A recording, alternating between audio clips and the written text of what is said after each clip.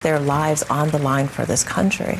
The sacrifices made by American families. You hear these conversations, and you know, in the op-ed, the anonymous writer talks about people being very concerned.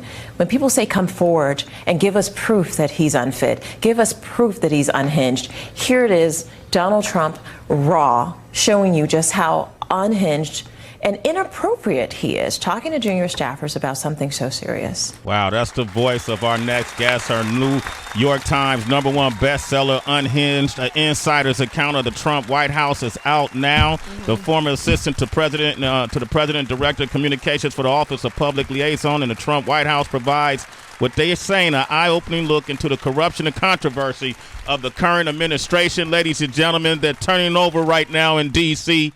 They do not want to hear this woman speak. Right. You're hearing a lot of folks that are coming out of the White House that are disputing some of the claims she makes in this book. But she's here herself. You can hear it from her right now on Sway in the Morning. The one and only Omarosa is back. It's back. She's back. Radio in the house. She's back. You are a brave individual to go out on this crusade, if you will, this expose of what goes on in the inner workings of the White House, because every single day we talk about something new that's coming out of the White House. Crazy. And it's hard to tell what's real or what's fake, you know, and it makes it easier for someone who's being fake to say that someone who's being real is being fake, because it's so. Did that make sense to y'all? That was kind of deep. That was kind of deep. That's kind of deep because it's so deep. confusing. Michael Rappaport just left here, and one of his questions was to ask Omarosa, where are the rest of the tapes? Well, first of all, I'm glad to be back. Good to have you back. It's always good to sit with fam. Yeah. I have to be careful how I answer that. I think you all know that Donald Trump immediately got his legal team to try to shut me down. Okay. And then, of course, I released another tape, but because I'm not a punk. Uh-huh. But were so you I'm in the but middle. you're not I'm in the nervous? middle of. I'm in the middle of arbitration with him, so I have to answer that very, very carefully. But I'm going to answer it. People keep saying, just put them all out there. Everything has to be contextualized. The tape you just played, without it, the context, you wouldn't have known that there were junior staffers, or that it was a meeting that Donald Trump just kind of meandered into and just started sitting there rambling on and on and on about the most bizarre things from one subject to the next.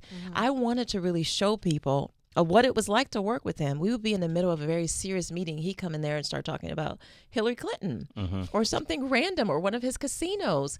I mean, because, you know, he's not all there. What do you mean by that? I mean, you say that, and people say that in jest, but do you truly believe that? Like, do you think he's suffering from dementia? Do you think, what do you think it is? His father started suffering from Alzheimer's in his late 60s, beginning of his 70s. And so some of the things that he's exhibiting is very consistent with that, but I'm not a doctor. I have known Donald Trump since 2003. Okay. I spent hours and hours with this man. I've done 4 television shows with him. I went on a campaign for 2 years with him. I've said in cabinet meetings in the Oval Office on Air Force One, I know him and I know something isn't right. Okay, you feel you have a sense, but it's off. It's off. It's something that's off. What is it like what was it like? Was it like that on a day-to-day basis in the Oval Office? There were days when he had good days. You know, It was normal, old school Donald. You know, but then there were days where he had difficulties saying words. He would slur his words, or he would have difficulty remembering things, or he would tell you the same story. So in the morning he'd tell you the story, and then you see him a couple hours ago, and he'd be like, "Did I ever tell you that time that I was in Bedminster?" And you'd be like, "Well, you already said that, sir." You know, and he would repeat it over and over again. And I was very concerned. In the book, I talk about going to his family. I talk about going to the military doctors. Everybody that I turned to say I was concerned about my friend losing his mind, everybody was like, "You can't talk about that because that would invoke the 25th Amendment." It was very serious. Very serious. This is interesting. While being in there, even in your book, you say you were like one of the. How many black folks are working in the administration? I would say there are 5, but I was the only senior staff. You were the only senior staff out of 3,000 political appointees. And you said while inside, I'm paraphrasing, that you were definitely trying to make sure that issues that affect the black community became priority, funding for HBCUs, so on and so forth. Do you think the Trump administration stands on issues that affect the black community? Is it a priority? It's not a priority, and the sad thing, they make decisions about us without us. And I know everyone's saying no black person should work for Donald Trump. I think that that's a wrong approach to take, because while they're making decisions about us without us, we can't influence where the money for Flint goes, or how HBCUs are funded, or how we deal with the way the police interact with our community, about the rollbacks of our civil rights. All of that is happening right now, and there is no one to fight for our perspectives or advance our agenda.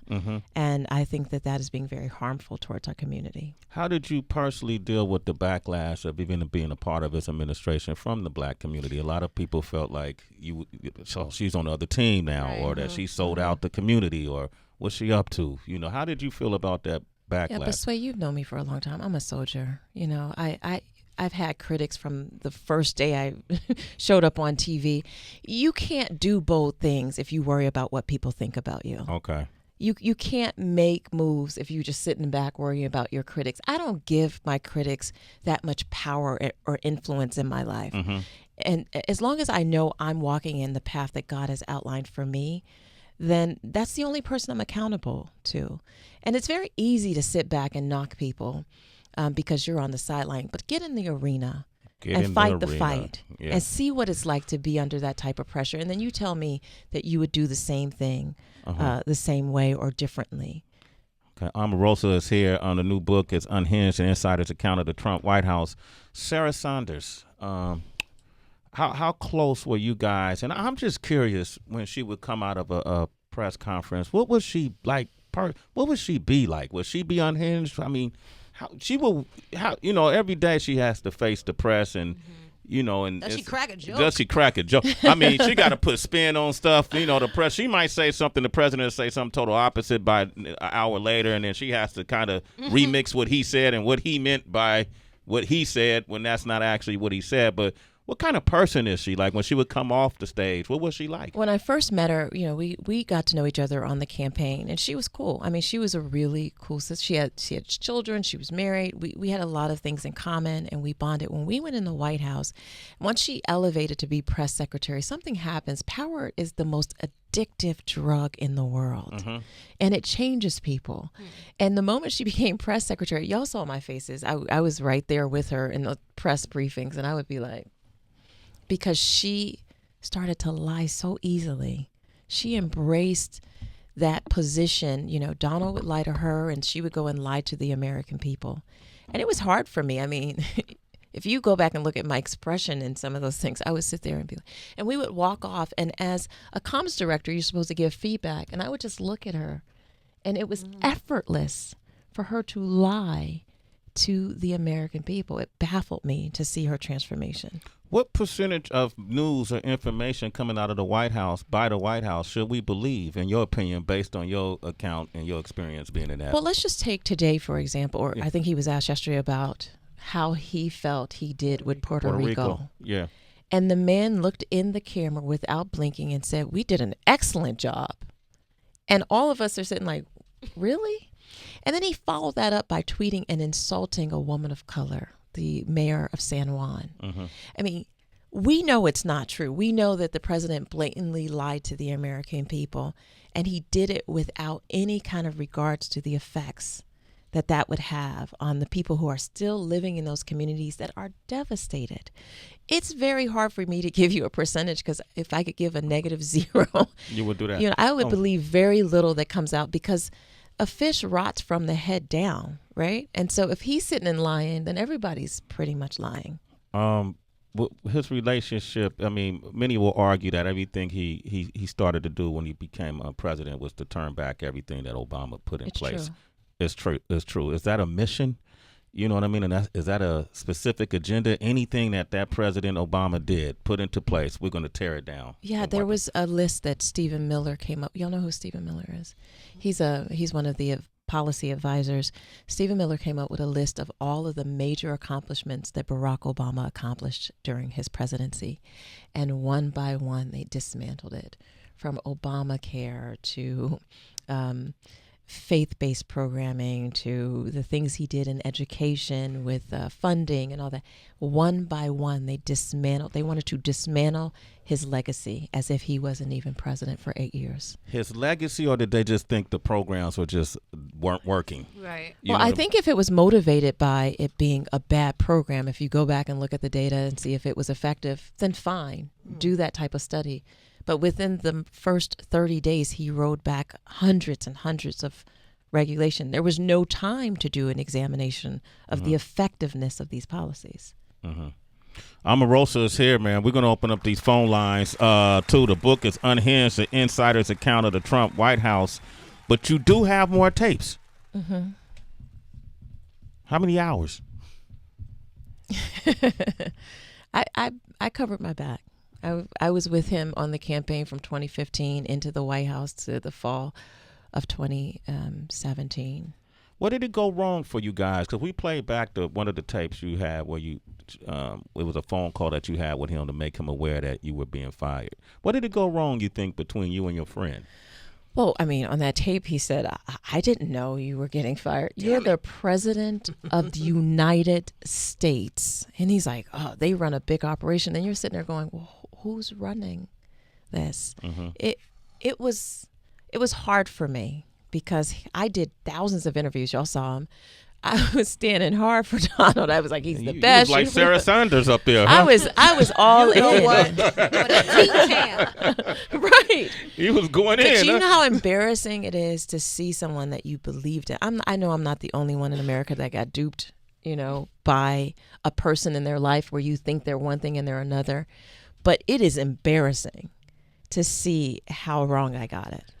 But what did you believe? Because I'm just I watched not all of it, and definitely we didn't spend as much time as you did, but he was never there rooting for what was happening to people of color in terms of the police, about Flint. What part what was you believing in for him? What did you think he was going to do? Well, I took him at his word when he said he was going to try to improve, conditions for the inner city, that he was going to help to provide more educational opportunities, that he was going to provide jobs, job training, all these things that he said. I believed it. I believed it because I've known this man since 2003. This isn't somebody that just discovered. I believed in the best in him. And again, I don't think that I'm the first or only person to believe in somebody that let you down. What do you say to those folks who voted him into office? Who was somebody who just that you feel like they got duped now, but they're still on the fence? And well, I could list all the people who were really good friends with Donald. I mean, Puff was good friends with Donald. Yeah. Russell Simmons was good friends with. I mean, I can go through a whole long list of people on the celebrity side who, just like me, thought Donald Trump was cool. I wasn't the only one that got duped. It's a whole lot of black folks who used to go to his casinos, who used to perform, at events, used to hang out with him. I am not the only person. It's a long list of people in hip hop that used to support Donald Trump. And so I wasn't the only one that got duped, but I can honestly admit that at least I did get duped, and I regret it. Okay, Omarosa's here. Tracy, you got a quick question? Yeah, I do. When you mentioned how power is one of the worst drugs ever, and I agree, and I'm thinking about you being, I believe you said, the only black woman part of the senior staff. Did power poison you at all? Well, most people have argued that I didn't have power, or I wasn't effective, or I was this or that. So you can't get corrupt by something that you didn't, if the argument that folks have made is correct, then I didn't have it. But let's remember, this wasn't my first tour of duty in the White House. So I've been there before. I served in the Clinton White House. I was there during impeachment. I saw what getting power and corrupt does to you. And so I was cautious about that. When you ask me about whether I benefited from it, I mean, I already had the White House on my resume. Ooh. It wasn't adding any more credentials to me, so I'd have to say no, but it was a good question. It's a really good question. I've been seeing a lot of reports and articles and just think pieces where people are saying how the divisiveness, the Republicans hate the Democrats hate the Republicans, and all this infighting within Congress is not getting anywhere. But did you see a shift, or at least from the time when you got into office to when you left, where people were actually starting to work towards at least figuring out a solution on common ground instead of just always like, well, you're wrong, or no, you're wrong? No, first of all, great question, but no. This country is completely divided by partisan lines.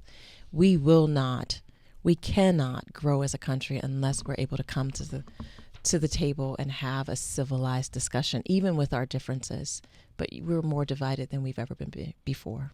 Okay, I'm gonna take it to the phone lines now. But have you had a chance to read Woodward's book? It came out on Tuesday, and I just probably read maybe the first chapter. There's a lot of consistencies. I mean, I think that his book will validate a lot of what I said. The difference between his book and my book, Sway, is he's taking interviews with people who were in the room. I was actually in the room at the table. I observed these things for myself. I didn't have to interview or ask anybody. Okay. First-hand account. We got Tamara on the line from Oakland. Go ahead. What up, Tamara? Tamara? T? Yeah, Tamara. Go ahead. Tamara. Go ahead, Tamara.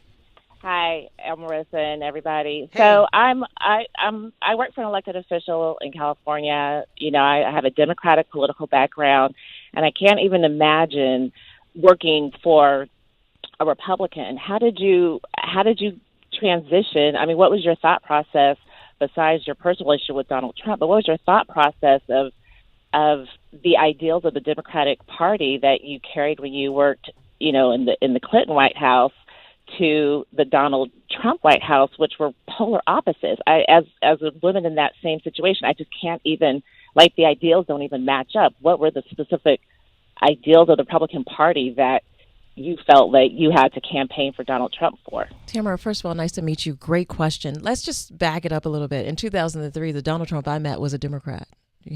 Donald Trump was a Democrat who was pro-choice, all about universal health care. If you go back and look at his voting record, he was giving mostly to Democratic candidates. He went to, he invited Bill and Hillary Clinton to his wedding. You understand what I'm saying? And so Donald Trump never truly became a Republican. Donald Trump, I call myself a Trumplican. I never just switched over to become a Republican. I'm an independent, just for the record, Tamara. But it wasn't difficult because I was supporting a friend. I wasn't supporting a party. I didn't vote for the Republican Party. I voted for Donald Trump. Your friend. My friend. Yeah. I called myself, when they already said, well, what's your party affiliation? I'm a Trumplican. Because Donald Trump, for the first 7 years I knew him, was a Democrat. We had very much the same viewpoints. Okay, Tamara, thank you for your call. OQ? So a week ago, the New York Times, they posted this article by a senior official that wrote this op-ed, piece. Since you were in the White House, could you speculate who might have wrote that article? Yeah, great question. I went back and looked at a lot of the emails because the tone of it sounded very familiar. I went back and looked at some of the memos and emails that I got from the vice president's office, and it just sounded so familiar. Then I keyed in on the 3 senior staff members in his office. And this is just my opinion. I don't want to get sued, but it sounded so much like his chief of staff, Nick Ayers. And if you Google Nick Ayers, you'll see some of the comments that he makes are very consistent with the style, the tone, and the word choice in the op-ed. Mike Pence. You wanted to know where Mike Pence was, Heather. Heather always say, "Where's Pence?" You wrote about Pence starting. Omarosa, where Pence at? You wrote about Pence quietly formed a Pact, right? Explain the significance of that and what made you decide to write about that. It was 100% unprecedented for the vice president of the United States within the first 6 months of an administration to start their own political PAC to raise money to run for office. And the moment we discovered the PAC, he shut it down. And it just made you go, okay, we know you have ambition, but you coming out the gate too fast. So, especially in the first term, right? First term, first 6 vice months. president, first 6 months. And Yes. Can you explain to people what a PAC does? PAC raises money for a future possible political run. So what office exactly are you running for, Mr. Vice President, while you're serving as second in command of the Trump White House? How did President Trump react to that when he found out the news? He lost it. He went nuclear, and then Pence in his little charming way was like, "Oh, it's a misunderstanding. I just want to cover our travel costs. I do all their voices on my audiobook. that was the Pence voice. We've never heard it, so we don't know what it sounded like. That's what he sounds like? Oh, okay. Damn. He just sits there and stares. I talk about how creepy and how he worships Donald Trump, but it's all an act. Trump, he knows, because I said it over and over again, how dangerous Pence is. And what did Trump, how did he respond today? He thinks he just thought I was too protective and paranoid, but now I think he knows. Now you think he knows. David's on the line. Good morning, David. He's from L.A. David, what's cracking? Hey, how's it going, guys? Doing okay. Say hello to Omarosa. Hello, Omarosa. Hello, guys. I listen every day, and, I normally never call in, but I really felt the need to today. And I just want to say, aside, regardless of what Omarosa, aside from everything that you're all about and your cause and everything, I just want to say that, you're sitting inside of the White House, and you're sitting there and you're taking recordings of the highest office in the country. I mean, I don't understand. Like, do we all really feel okay with living in a world where, you guys are turning America into everything is about Donald Trump? America is a lot bigger than Donald Trump. Mm-hmm. A lot bigger than Donald Trump, okay? And, you go to other places around the world, and you see what's going on, and we have people continuously shitting on the United States of America.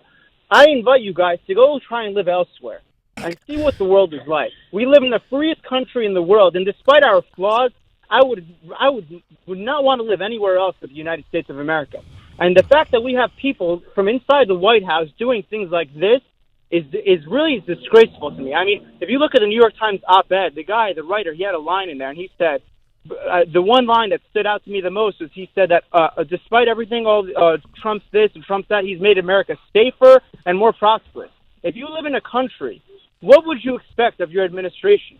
Okay. I would not want them to do anything more than make the country more prosperous and more safer. And if the people working from within the White House really believe that, and if this guy who is the op-ed writer is a part of the resistance and he really believes that, then it's a disgrace that he's sitting there and he's, you guys are destroying the United States' reputation around the world and making everything about Donald Trump. All right, so David, I'm going to give her an opportunity to respond to that, all right? How would you respond to that? First of all, David, I ain't going nowhere. We don't have to go anywhere. Just first of all, if you're a student of politics, you know that recording in the White House is not a new thing. It started with Kennedy and Nixon and so forth. And I would say to any particularly African American who has a terrible boss and who works in a toxic environment, they tend to try to undermine our credibility. I would say protect yourself any way you can. If you're working with people who are constantly lying on you, backstabbing you, and that sort of thing, being a minority in this country, David, I don't know if you appreciate this. We're always the one that gets stuck with the bad rap. We're the one that has the bad attitude. We're the ones that's always dropping the ball. But you have ways of protecting yourself. When you talk about why would you do that in the Situation Room, the first question is, why would a 4-star general take me in the Situation Room for an HR meeting when he has his own office in the West Wing? Why would he not allow me to call attorneys? Why would he not allow me to leave the room when I ask? And why would he threaten me and say things could get ugly for me? I am not naive or ignorant. I knew what was going down and I protected myself. I'll never apologize for that. Wow. Hey, but David, thanks for your call, man. That's what this show is about. We let people get their opinions on. We appreciate you, a citizen, David. 2 in the morning. What's your security game like? Like, are you ever worried about I watch a lot of Scandal, and just people be getting shot when they say the wrong things, leak the wrong information. Damn, Tracy. Thanks, Sway. But you know, random heart attacks will happen. Because she watches Scandal. That's what happens. But seriously, like, I think about that sometimes. Like, does that run through your mind? First of all, if you see me in a fight with a bear, pray for the bear. I heard if you're that. a woman of faith, faith and fear can't exist together. Either you scared or you have faith that God will protect you. I have a tremendous amount of faith that God put me in a situation so I could have my Esther moment, so I could speak up, so I could expose the corruption. And, I believe that Donald Trump is crazy, but he ain't that crazy. I am the wrong one. Okay. I know him and I know way too much. There it is. Omarosa, ladies and gentlemen. Get the book. It's worth your time. It's worth your money. Unhinged, an insider's account of the Trump White House by Omarosa. She's here. Come back anytime. Thank you, Sway. Absolutely. I always feel so welcome. Oh, absolutely. You're welcome up here. Come on. This your home. It's Omarosa in the morning.